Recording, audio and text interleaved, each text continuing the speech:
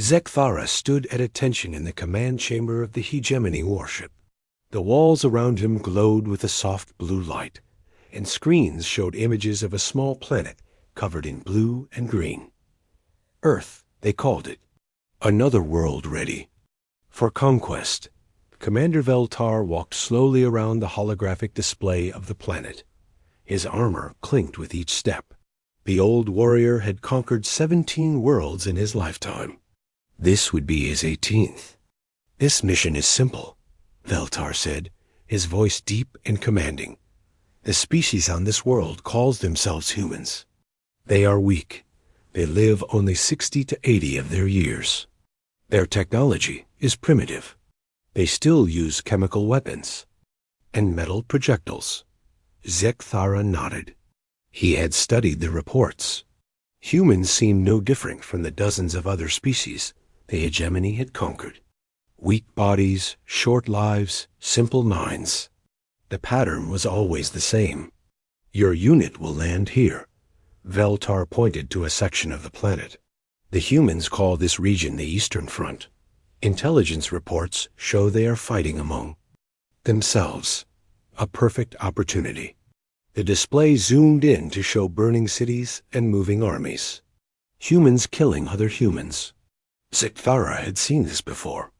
Species often destroyed themselves just as the hegemony arrived. It made conquest easier.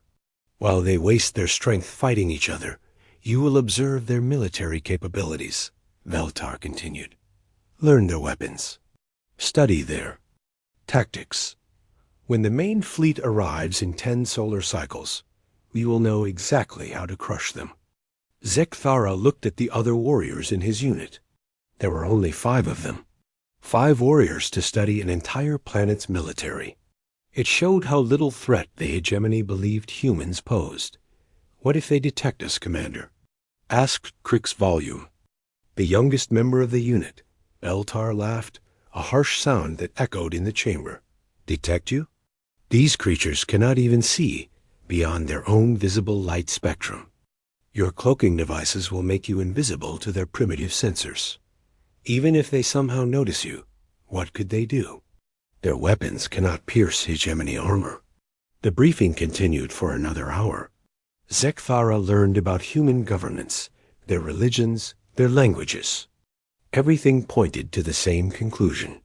Earth would fall within days of the main invasion. The humans would surrender or die. Like all the others. 3 days later, Zekthara's drop pod broke through Earth's atmosphere. The metal shell glowed, red hot as it fell toward the surface. Inside, he checked his equipment one final time. His armor was functioning perfectly. His cloaking device showed green status lights. His weapons were charged and ready. The pod crashed into a forest during what humans called night. Trees splintered and fell around the impact site. Zekthara emerged and activated his cloaking field. To any human observer, he would appear as nothing more than a shimmer in the air. He began walking toward the sounds of battle. His enhanced hearing picked up explosions and weapons fire from several kilometers away. The scent of smoke and burned metal filled the air. The humans were destroying each other, just as predicted. As he moved through the forest, Zekthara saw the first signs of human warfare. Deep trenches cut through the landscape like scars. Metal barriers topped with sharp wire stretched for kilometers. The ground was torn up by explosions and marked with strange craters. He reached the edge of the forest and looked out over the battlefield. What he saw surprised him. The human fortifications were more complex than the reports had suggested. They had built elaborate underground bunkers connected by tunnels. Their defensive positions were carefully planned and well constructed. Through his armor's vision enhancers, Zekthara watched human soldiers moving through the trenches. They moved with purpose and discipline. These were not the panicked, desperate creatures the briefings had described. A group of human soldiers emerged from a bunker near his position. Zekthara moved closer to observe them. 2 humans appeared. to be leaders, giving orders to the others. One was a male with short brown hair and tired eyes. The other was a female with her hair tied back and dirt streaks on her face. "Jake, we need to move the heavy weapons to Sector 7, the female said. Her voice was calm, despite the sounds of battle around them. The male, Jake, nodded and pointed to a map. "Lisa, if we put them there, we can cover both approach routes." "But what about the ammunition supply?" Lisa studied the map carefully. "We run supply lines through Tunnel System 4. It's risky, but it keeps them hidden from air attacks." Zekthara listened to their conversation with growing interest. These humans were not just fighting, they were thinking. Their tactical discussions showed an understanding of battlefield strategy that impressed him. The sound of incoming artillery made all the humans drop to the ground. Zekthara S armor protected him from the pressure waves, but he watched as the humans reacted with practiced efficiency. They knew exactly where to take cover and how long to wait. When the bombardment ended, the humans immediately began coordinating their response. They used communication devices to contact other units. They shared information about enemy positions. They adapted their plans based on the new situation. One thing bothered Zekthara. In all the intelligence reports, humans were described as selfish and individualistic. But what he saw here was different. These soldiers worked together like parts of a single organism. They risked their lives for each other without hesitation. He watched Jake run across open ground under enemy fire to rescue a wounded soldier. The human could have stayed safe in his bunker, but he chose danger to save another. When Lisa coordinated an attack, every soldier followed her orders without question, even though it meant facing almost certain death as the night continued. Zekthara observed more human behavior that did not match the reports. They shared their food with wounded enemies. They worked together to repair damaged equipment. They sang songs to keep their spirits up during the worst moments of battle. Most surprising of all, they learned quickly. When the enemy used a new tactic, the humans found a counter-strategy within hours. They modified their weapons to work better in different conditions. They changed their communication methods when the old ones were detected back by dawn. Zekthara had filled his armor's memory banks with observations about human warfare. But instead of feeling confident about the coming invasion, he felt something he had never experienced before. Doubt. These humans were not the weak, primitive creatures described in the briefings. They were something else entirely. Something that might be dangerous. As he prepared to move to a new observation point, Zekthara wondered if the hegemony had made its first mistake in 300 years of conquest. Maybe humans were different after all. Zekthara had been watching the human battle lines for 3 days when everything went wrong. He was crouched behind a destroyed tank, recording human supply movements, when the sky suddenly filled with screaming metal. The artillery barrage came without warning.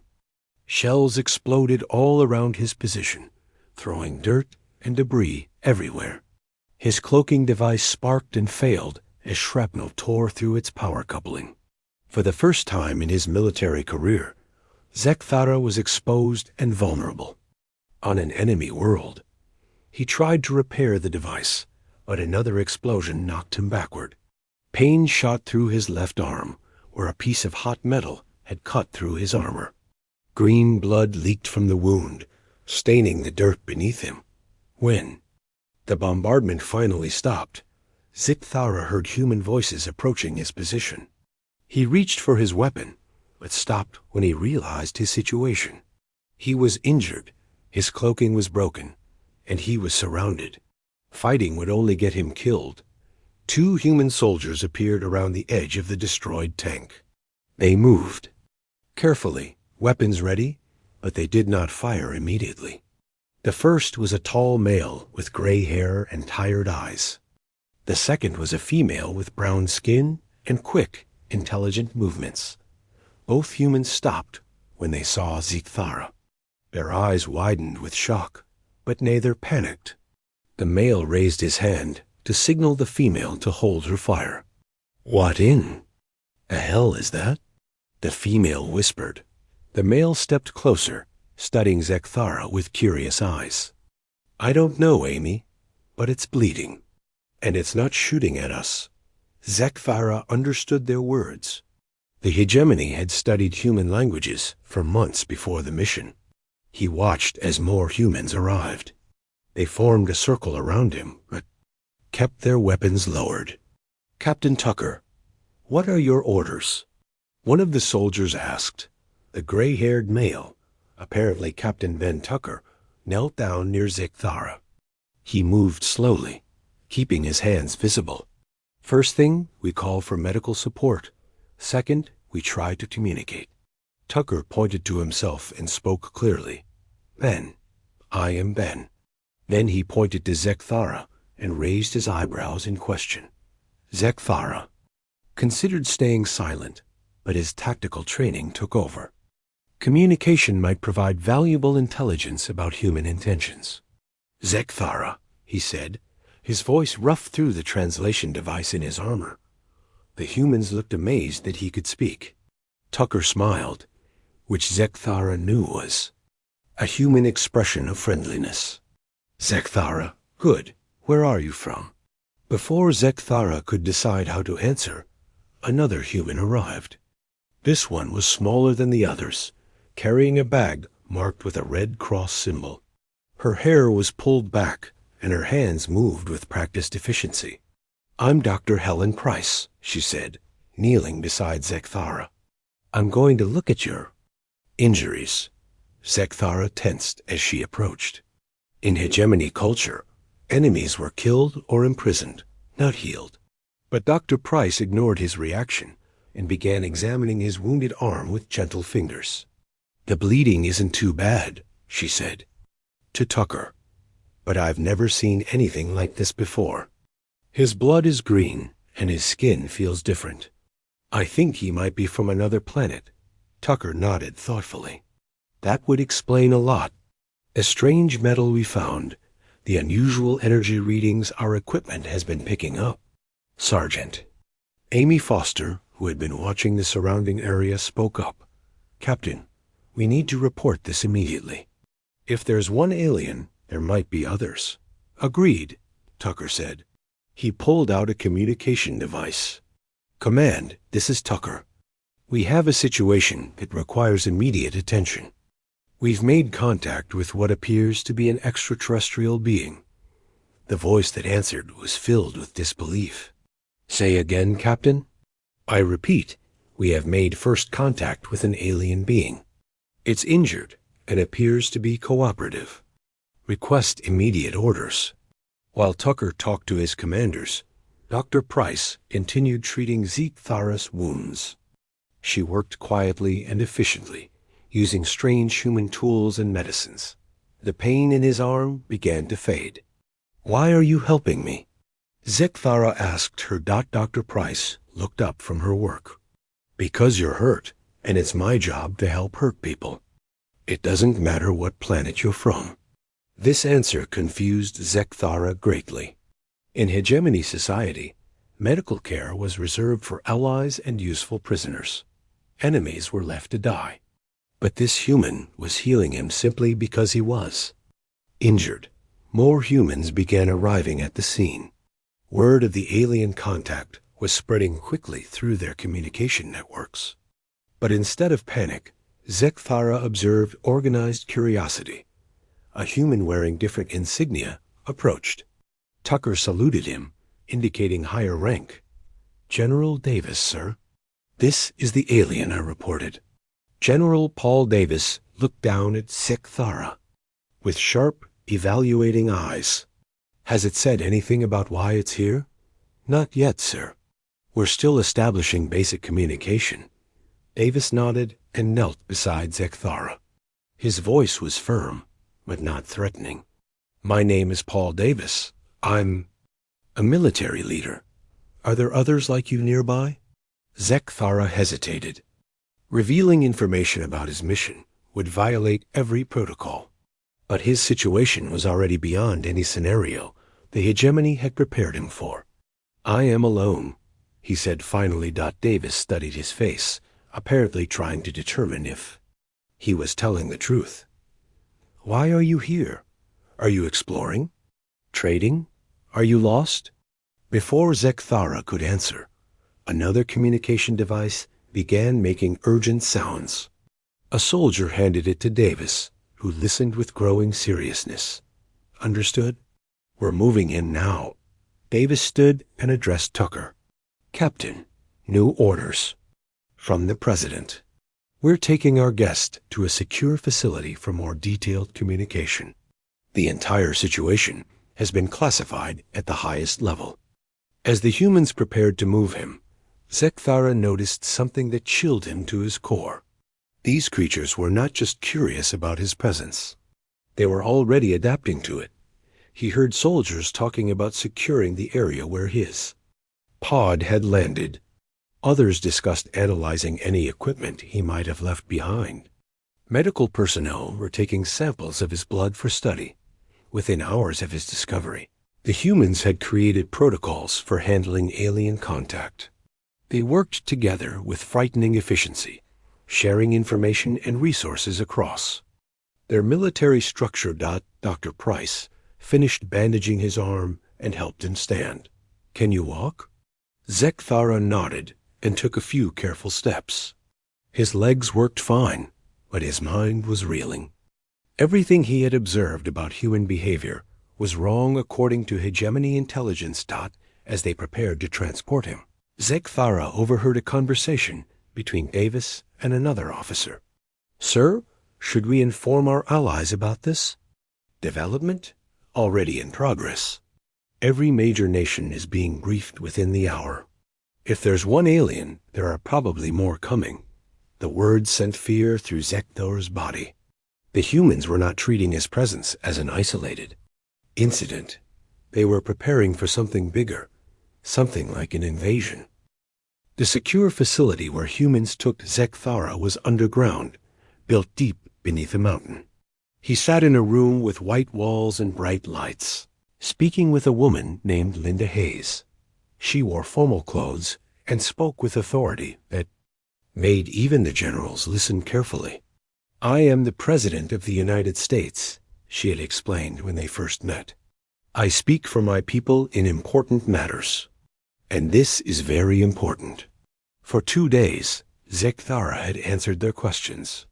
He told them about the hegemony, about their expansion across the galaxy, about how they conquered other worlds. The humans listened to everything with frightening calm. President Hayes sat across from him now, her hands folded on the table between them. "Zekthara, you said your people have conquered 17 worlds. How long did each conquest take?" "The longest was 6 days," Zekthara replied. "Most fell within 3 days. The shortest was 14 hours. Hayes nodded as if she had expected this answer. "And how many soldiers did these conquests require?" "Usually 1 battle fleet, perhaps 50,000 warriors for an entire world." The president's aide, a man named Colonel Steve Parker, wrote notes as they talked. Zekthara had learned that Parker had been fighting against different human armies just days ago. Now he worked directly with Hayes, as if they had always been allies. "Tell me about the invasion fleet coming to Earth," Hayes said. Zekthara felt uncomfortable discussing this, but he had already revealed so much. "Commander Veltar leads 12 battle cruisers and 40 support ships. Perhaps 60,000 warriors total." Hayes and Parker exchanged looks. Zekthara could not read the expression on their faces, but it was not fear. "When will they arrive?" Parker asked. 7 days from now." Hayes stood and walked to a wall screen. With a touch, it showed a map of Earth with lights blinking in hundreds of locations. "Colonel, activate the emergency protocols." "Full implementation." "Yes, Madam President." Zekthara watched as Parker made several quick calls. Within minutes, the lights on the map began changing color and multiplying. Something was happening across the entire planet. "What are you doing?" Zekthara asked. Hayes turned back to him with a slight smile. "We're getting ready for visitors." Over the next 3 days, Zekthara witnessed something that broke every assumption the hegemony had made about primitive species.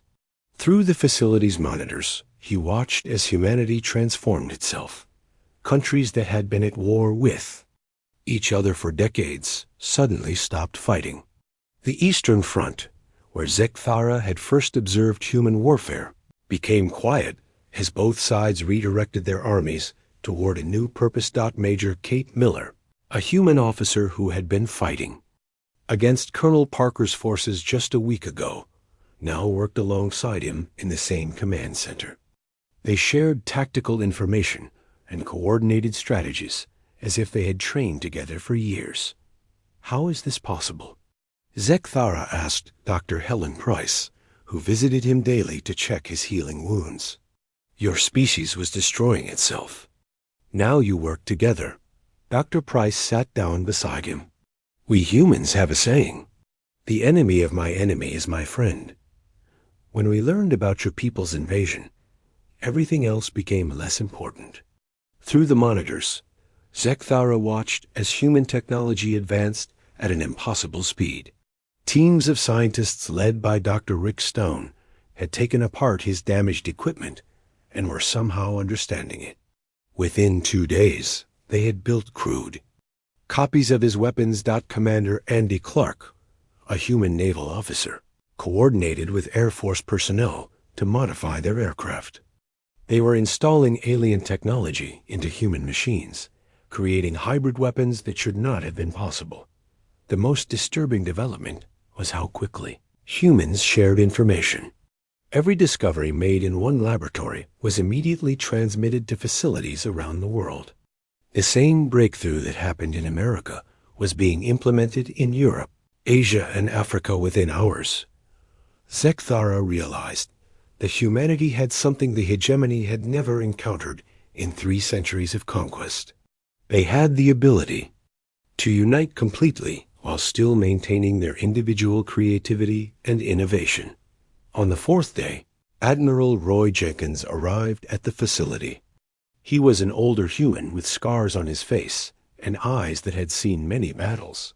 He sat down across from Zekthara with a tablet computer in his hands. "I've been reading your statements about hegemony battle tactics," Jenkins said. "I want to understand something. Your people always attack with the same formations."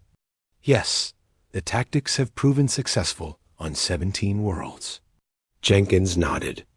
"And you always expect the enemy to fight the same way throughout the battle?" "Of course. Primitive species do not adapt quickly." "I see." Jenkins made notes on his tablet. "What happens when your enemies change their tactics during battle?" Zekthara considered this. "It has never happened." Jenkins smiled, but it was not a friendly expression. "It's about to happen." That evening, General Kim Santos visited Zekthara's room. She carried a folder filled with photographs and documents. She spread them across the table where he could see them. "These are pictures of our military forces from 1 week ago," she said, pointing to the first set of images. "And these are from today." Zekthara looked at the photographs and felt fear creep into his heart. The human military had doubled in size. Weapons that had been crude and simple now incorporated alien technology. Soldiers who had been fighting each other were now training together with perfect coordination. "How many soldiers do you have now?" he asked. "Every adult human who can hold a weapon," Santos replied. "About 2 billion people." The number was impossible. The largest army the hegemony had ever faced was perhaps 10 million warriors. But humans were mobilizing 200 times that number. "This is not possible," Zekthara said weakly. "No species can organize so many people so quickly." Santos gathered up the photographs. "You're about to learn that humans are very good at doing impossible things." On the 6th day, President Hayes returned to speak with Zekthara one final time before the invasion fleet arrived. Your commander Veltar expects to find a divided, primitive world, she said. What he's going to find instead is every human being on Earth waiting for him. Zekthara looked at the monitors around the room. They showed massive formations of human forces, hybrid weapons being mass-produced, and spacecraft being launched into orbit, spacecraft that had not existed a week ago. My people are very experienced at conquest, he said, trying to convince himself as much as Hayes. And my people are very experienced at war, Hayes replied. The difference is that your people have always fought weak enemies. We've spent our entire history fighting each other, fighting people just as smart and determined as we are. She stood to leave, then paused at the door. Your commander Veltar is about to learn what happens when predators try to hunt other predators. As the door closed behind her, Zekthara realized the terrible truth. The hegemony had not found another primitive world to conquer. They had awakened something that should have been left alone. The invasion fleet arrived exactly when Zekthara had predicted. Through the monitors in his underground prison, he watched 12 hegemony battlecruisers drop out of hyperspace above Earth. Commander Veltar had come to claim another easy victory. President Hayes stood beside Zekthara as they observed the fleet's arrival. Her face showed no fear, only cold determination. Your commander is sending the standard surrender demand? Zekthara nodded. His translator picked up the broadcast from the flagship. Veltar's voice echoed through space, demanding immediate submission from the primitive humans below. Creatures of Earth, the message said, you are now subjects of the hegemony. Surrender immediately, and your deaths will be quick. Resist and suffer prolonged destruction. Hayes smiled and picked up a microphone connected to Earth's communication systems. Commander Veltar, this is President Linda Hayes of Earth. We have your scout, Zekthara. He's told us all about your people. We decline your offer. The response came quickly. Veltar's voice was filled with amusement. Foolish creatures. You hold one warrior and think you understand the hegemony? Prepare for conquest. Actually, Hayes replied, we think you should prepare. What happened next would haunt Zekthara for the rest of his life. The first surprise came when human spacecraft appeared around the hegemony fleet. Ships that had not existed 7 days ago suddenly surrounded the invaders. They were crude-looking, built quickly, but they moved with purpose and coordination. Admiral Roy Jenkins coordinated the space battle from a command center deep beneath the ocean. His voice came through the speakers as he directed the human fleet. All ships, this is Jenkins. Execute Plan Alpha. Remember, we want some of them alive for questioning. The human ships attacked with tactics that violated every rule of space. Warfare the hegemony knew. Instead of fighting in formation, they moved independently, adapting constantly to changing conditions. When the hegemony fired their weapons, humans scattered like insects, then reformed to attack from new angles. Commander. Veltar's voice came through the communications again, but now it carried confusion instead of confidence. What are these creatures doing? Their tactics make no sense. General Kim Santos, who is monitoring the battle from the facility, looked at Zekthara. They make perfect sense. We're not fighting the way your people expect us to fight. The space battle raged for 6 hours. Zekthara watched in horror as human ships used his own people's weapons against them. Every piece of technology from his scout mission had been copied and improved. The humans were using better versions of hegemony. Tools. But the real shock came when some hegemony ships began to retreat and humans followed them. Not to destroy them, but to capture them. Major Kate Miller led boarding parties onto damaged hegemony vessels. Her teams moved through the ships with military precision, taking prisoners and seizing technology. They worked like they had been, boarding alien ships for years instead of days. How are they doing this? Sigthara whispered. Dr. Helen Price, who had come to watch the battle, answered him. We've been fighting wars for thousands of years. Ship-to-ship combat, boarding actions, urban warfare.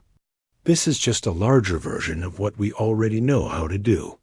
The turning point came when Commander Andy Clark's forces disabled the Hegemony flagship. Human soldiers poured into the ship and captured Commander Veltar himself, the great conqueror. Of 17 worlds was taken prisoner by the creatures he had come to enslave. With their leader captured and half their fleet destroyed or disabled, the remaining Hegemony ships attempted to retreat. But human forces had surrounded the entire system. There was nowhere to run. President Hayes picked up the microphone again. Commander Veltar, this is President Hayes. Do you wish to surrender? Veltar's response came through broken communications equipment. His voice was filled with disbelief and growing fear. This is impossible. You are primitive creatures. How do you possess such technology? We learned it from your scout. Thank you for the education. The final Hegemony ships surrendered within the hour. In less than one day, humanity had completely destroyed an invasion force that had conquered 17 worlds. But Sigthara's horror was just beginning. Over the following days, he watched as humans did something no conquered species had ever done. They began preparing for war against the Hegemony itself. Colonel Steve Parker coordinated with captured Hegemony officers, learning about their home worlds and military structure. The humans were not content to simply defend Earth. They were planning to attack. Dr. Rick Stone's teams reverse-engineered captured Hegemony ships with frightening speed. Within a week, humans were building spacecraft that were better than anything the Hegemony had ever produced. The most terrifying development was how quickly humans adapted Hegemony weapons for their own use. Captain Ben Tucker, the soldier who had first found Sigthara, now commanded a battalion equipped with hybrid human-alien technology. Your people made a mistake, Tucker told Sigthara during one of his visits. You taught us how to fight you. Now we know all your weaknesses. 3 weeks after the failed invasion, President Hayes made an announcement that chilled Sigthara to his core. People of Earth, she said, speaking to the entire planet, we have learned that there are other worlds suffering under Hegemony rule. Worlds where beings like us are enslaved and oppressed. This cannot be allowed to continue. The camera moved to show massive construction projects around the world. Humans were building a war fleet that dwarfed anything the Hegemony had ever seen. We are going to free those worlds, Hayes continued. We are going to bring the fight to the Hegemony's home system. They wanted a war, they're going to get one. Sigthara realized then why he regretted surviving his mission. Every piece of intelligence he had gathered, every tactical report he had filed, had been used against his own people. His survival had doomed the Hegemony. A month after the invasion, Admiral Jenkins visited Sigthara's cell one final time. Your people are evacuating their border worlds, Jenkins said. Word of what happened here has spread throughout Hegemony space. They are afraid. They should be, Sigthara replied quietly. Jenkins nodded. The first human fleet launches tomorrow. 500 ships carrying 2 million soldiers. All of them trained using Hegemony tactics and equipped with hybrid technology. He stood to leave, then paused. You know what the interesting thing is? We're not going to conquer those worlds. Like your people did, we're going to liberate them. Turn them into allies instead of slaves. After Jenkins left, Sigthara sat alone in his cell, understanding the full scope of his regret. The Hegemony had ruled the galaxy for centuries through fear and superior technology.